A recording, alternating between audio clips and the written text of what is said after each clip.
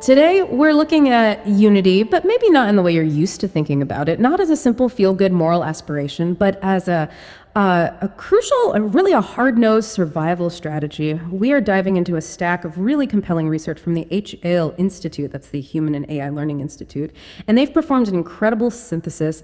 They've fused modern psychological insights with the core tenets of, well, global spiritual traditions to define the very essence of human unity. So our mission here is to answer one central overriding question that comes out of these sources.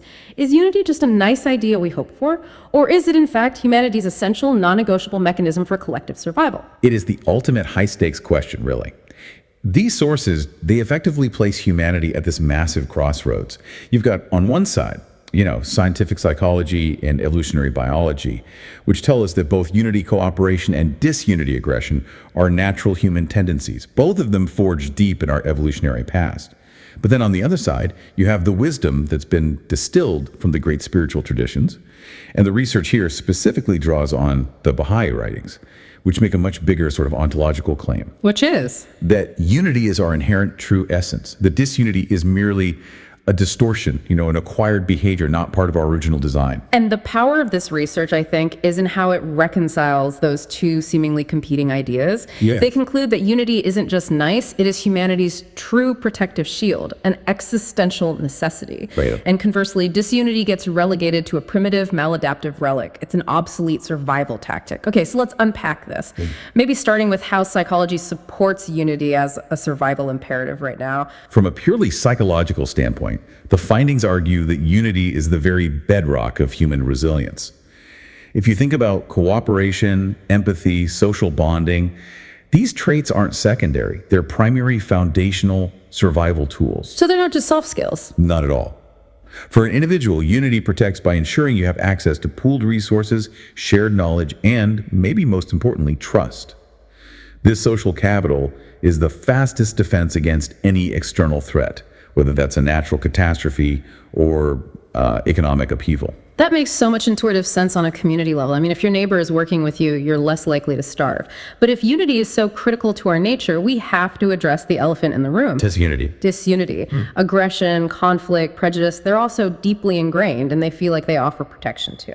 So my first question reading these sources was, if unity is the core essence, why is disunity so effortless for human groups? That's a crucial question, and the HAL research addresses it head on. They do it by making a very important definitional distinction.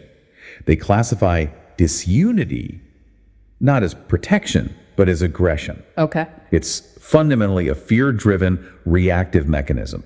Historically, yes, conflict and exclusion sometimes served the short-term survival of small groups defending highly scarce local resources against a physical rival. It was, tribal defensiveness. But here's the nuance the sources really emphasize. Those acts were rooted in aggression and exclusion. Not true. Constructive resilience. That short-term fear-based aggression is fundamentally different from the long-term proactive defense we see in robust, unified social structures. So we have two different types of defense. One based on fear and exclusion, which is aggression. Right. And one based on cooperation and trust, which is unity. Exactly. And the modern psychological conclusion is, well, unequivocal. Today, unity is the superior, more durable defense. We have mountains of data now showing the tangible benefits. Just think about individual health. Strong social support networks significantly reduce chronic stress, they speed up recovery from trauma, and generally improve longevity.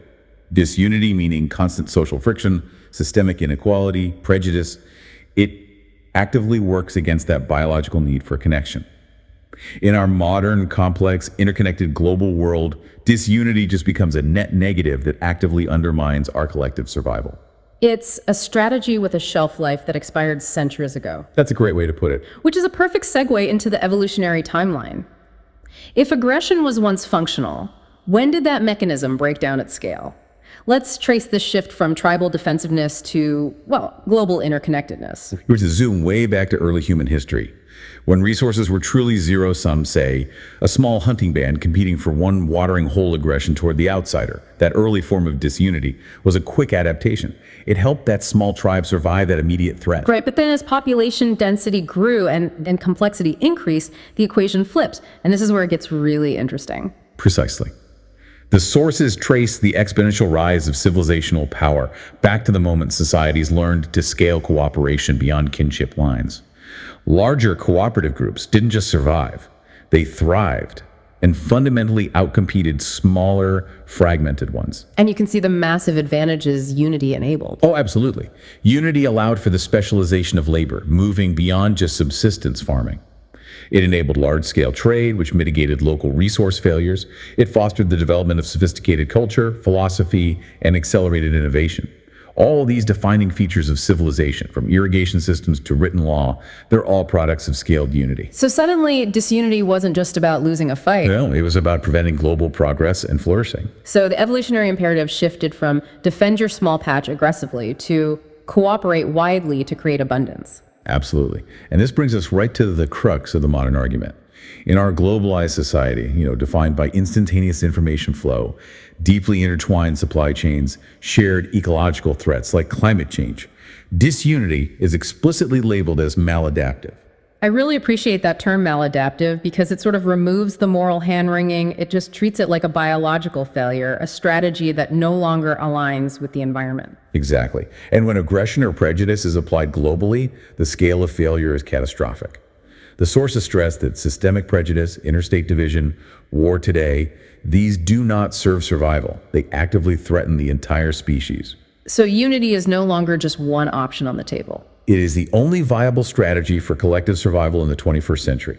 The quick, localized, fear-based adaptation of tribal aggression, it fails catastrophically when applied to challenges that require global coordination, like, say, pandemic response or sustainable energy transition. So if the scientific analysis concludes that unity is increasingly necessary for our survival, let's pivot to the second pillar of this research, the spiritual perspective, which argues that unity isn't just necessary, but it's fundamentally innate. This is the section the sources call spiritual anthropology, and it really provides the philosophical foundation for the whole synthesis.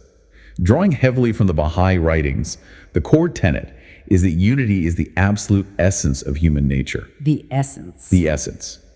These teachings affirm that humanity is not just a collection of competing tribes, but a single family, created inherently noble and luminous.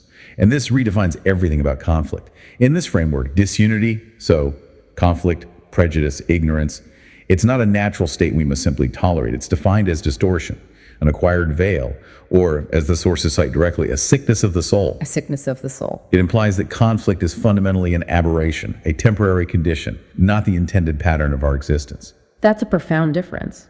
If unity is the core hardware, then why do we experience so much conflict?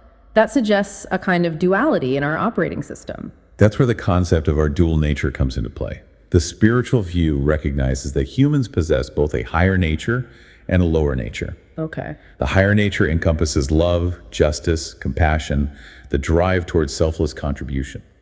The lower nature is the self-centered primal core fear, ego, and aggression. I see. Unity is achieved when civilization successfully cultivates and reflects that higher nature.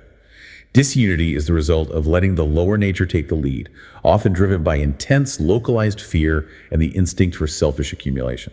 And when we use this powerful spiritual language, unity is portrayed not just as some abstract ideal, but as light, as health, and I think most vividly as the protective shield of civilization.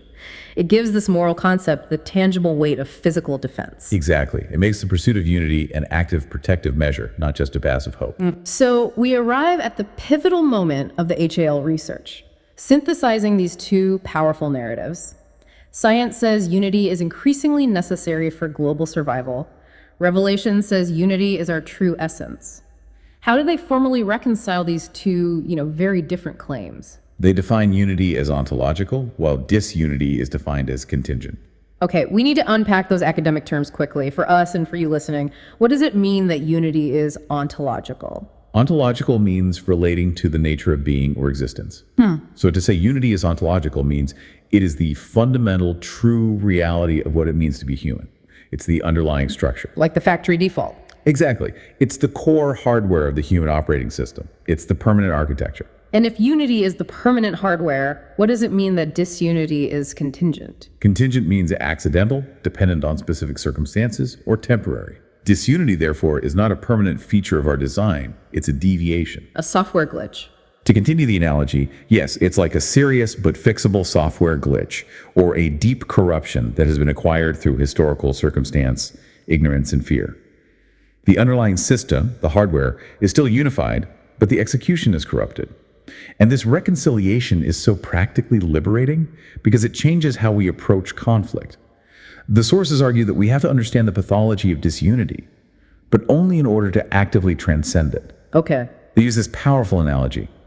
Studying disunity is like studying a specific disease, not to adopt the sickness, but to strengthen the body's immune system, to inoculate against it.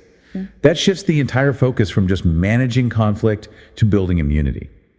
Which brings us to the next, inevitable phase of human development.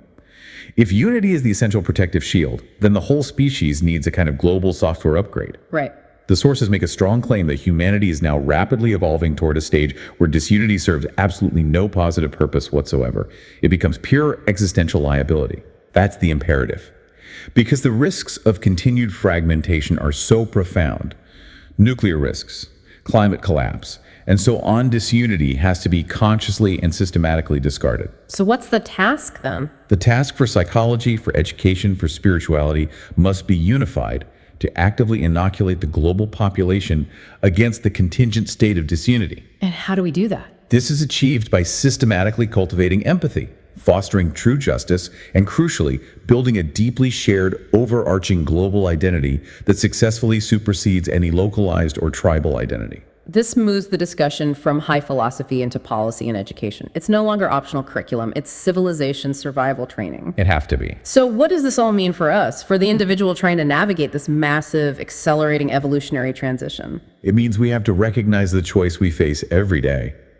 The sources conclude that unity is far more than a noble ideal. It is the absolute existential requirement for our collective survival.